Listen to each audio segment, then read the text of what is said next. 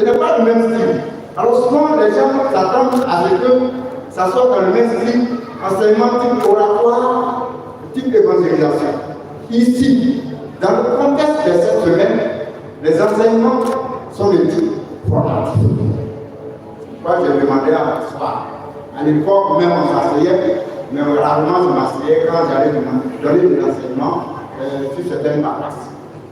Parce que ce sont des enseignements de force. Aujourd'hui, on vient présenter le cheminement de cette humaine. Ce n'est pas un enseignement, oui, amen, amen, qui me dit amen. Ce n'est pas de cela qu'il s'agit. Alors, je vais commencer par l'introduction. Et ensuite, on parlera du renouveau charismatique catholique dans l'Église de façon réelle. On va donner quelques caractéristiques du renouveau charismatique catholique. J'insiste souvent sur le terme catholique. Je vais y revenir autant de faire, parce que pour moi c'est important.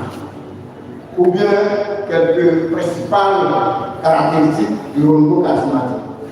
Après, troisième position, on va aborder le thème qui nous rassemble ce soir, c'est-à-dire le cheminement d'initiation, au cheminement de cette humaine ou le cheminement de la vie dans l'esprit. On va donc faire la présentation générale, en définir quelques objectifs et puis voir le déroulement. Après le déroulement, ça sera la conclusion générale. Alors que dit une des grandes particularités et caractéristiques du renouveau charismatique catholique, ou renouveau encore dans l'esprit, ou renouveau pentecostal, selon les écoles, les enseignements, la façon de voir et de faire, elle est ouverte sans exception à tout le monde. Le renouveau est ouvert à tout le monde sans exception. On nous vient sans aucune forme d'engagement. On ne s'inscrit pas. Toute personne, sans condition aucune, comme je le disais tout à l'heure, peut participer aux activités d'un groupe de renouveau catholique selon son bon désir et son bon vouloir. C'est-à-dire, peut venir au renouveau qui veut et qui peut.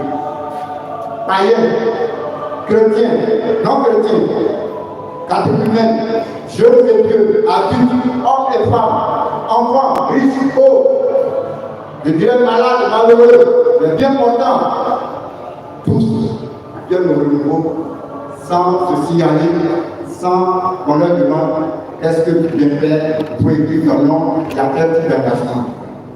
Certains viennent donc, comme je le disais, non pas pour se donner entièrement, totalement au Seigneur Jésus-Christ.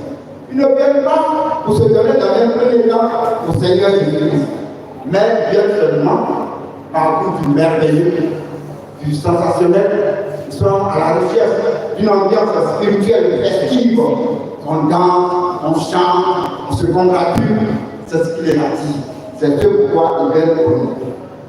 D'autres, par contre, viennent obtenir de façon simple et naturelle, sans aucune forme de procès, une guérison, une libération, une solution à leur problème dans la vie.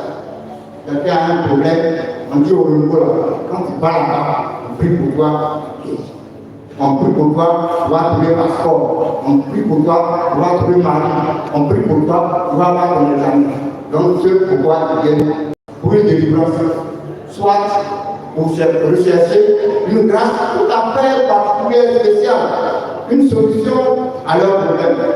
Ils ont prié, ils font l'adoration, ils viennent là pour qu'on prie pour eux, qu'ils soient exaucés.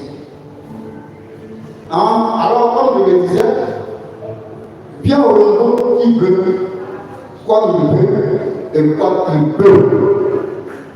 On est très nombreux, mais aujourd'hui, peut-être qu'il y a un problème des amphithéâtres, simplement voilà le nom que nous sommes. Certains de ceux-là ont une connaissance assez superficielle de la foi chrétienne.